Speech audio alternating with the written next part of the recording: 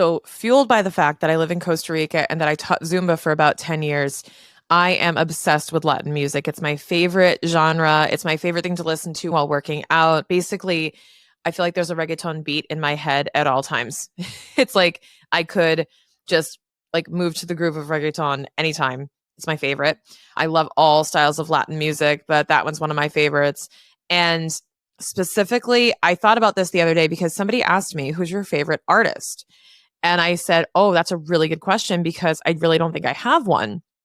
There's nobody in particular. And then I was going into my Spotify to make a playlist and to go for a run. And I realized that I wasn't looking for particular artists. I was looking for particular sounds or style. And here's what I noticed in a pattern that I thought was interesting and actually relates to business. Because I was thinking, wow, these Latin artists really crack the code on something that I think a lot of entrepreneurs aren't. And that is the art of intentional collaboration. So here's the thing. If you're a fan of Latin music, you might know this, that all of these artists, these big name artists in sort of like mainstream reggaeton music, you're very seldom going to see them do a song alone that actually takes off. What I've noticed is every remix, every kind of successful big hit has typically been a collaboration, even if it doesn't start that way and the remix comes out. So let's just use one as an example. You all probably know Despacito. Despacito is Luis Fonsi. And what you may know is the song with Daddy Yankee, like the mix that has him in it. And Luis Fonsi did that song well before Daddy Yankee, but everybody knows the song that has Daddy Yankee in it because it's the one that really went viral, if you will, went more mainstream.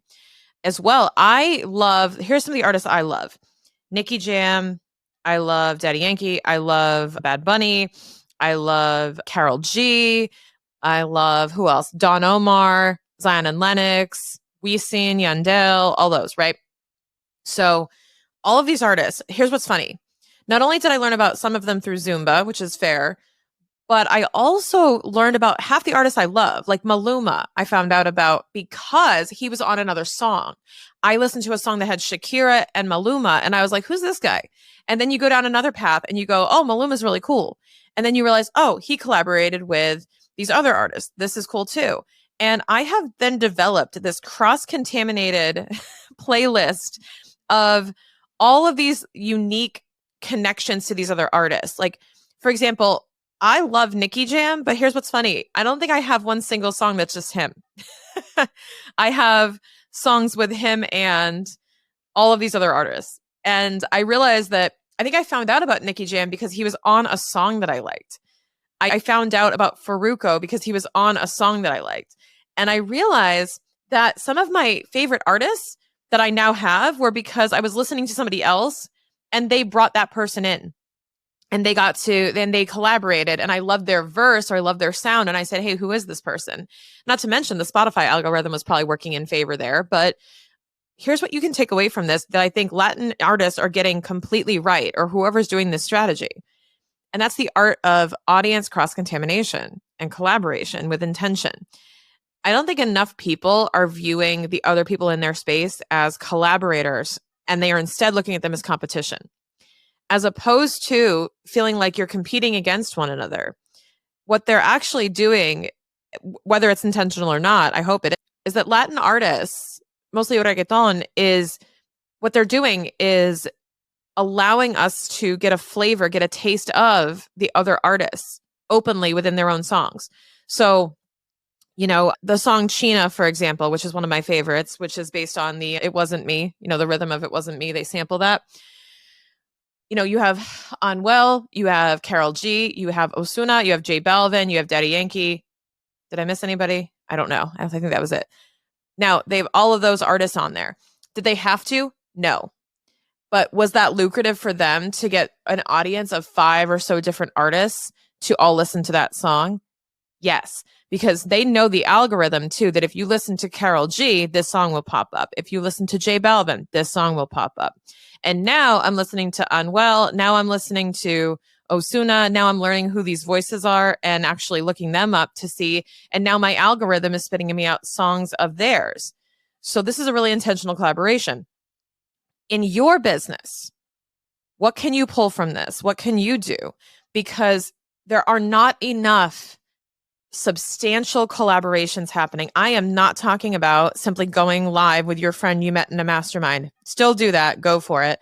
But I'm talking about a real intentional collaboration of how you and other people in your space can create a transformation for your ideal client and actually produce results to the point where you can be so impactful. And this podcast is no exception. If I'm bringing on people on this show and you're like, I found out about you through Shannon's podcast, or maybe you found out about me through somebody's podcast, you need to be considering how you can borrow the audiences of other people and have them listen to what you do, especially people in the same space as you. I think we discount the idea of collaborating with one another in the name of maintaining market share somehow. Like there's this one pie we all have to split of a client base. And God, there are no more guilty people of this than accountants. I feel like there's a ton of competition out there. Me personally, I love collaboration. You go on my website, I have a list of people you can work with who are other fellow CPAs. I have other fractional CFOs on this show.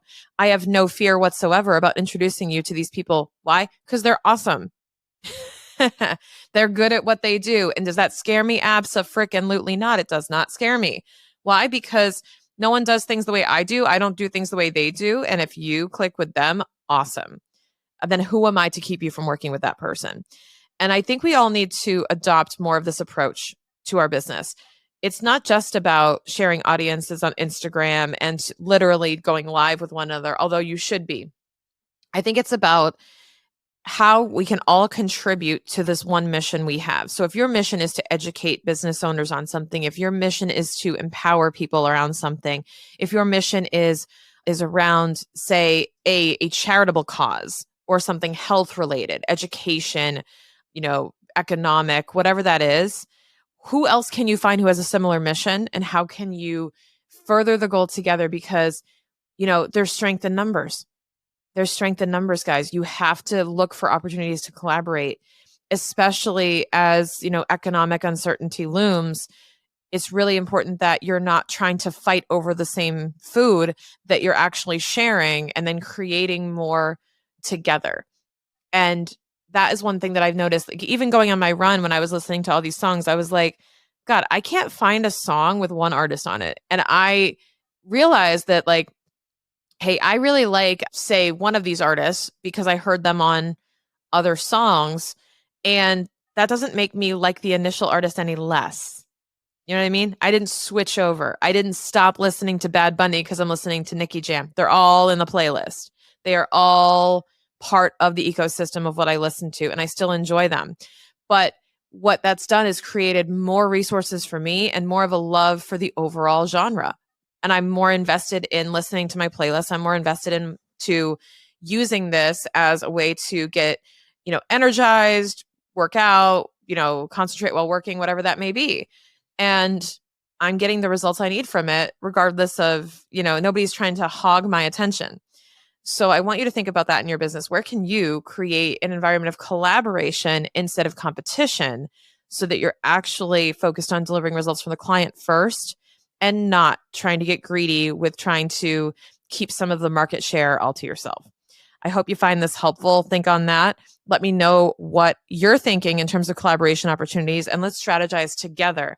I would love to find out what you're doing or what ideas you have for your business. Shoot me a text message. My number is 860-609-6374. I would love to hear from you and to chat with you on text message. It's actually me. So chat with me on there and let me know what you're taking away from this episode and what you're going to go do to take action.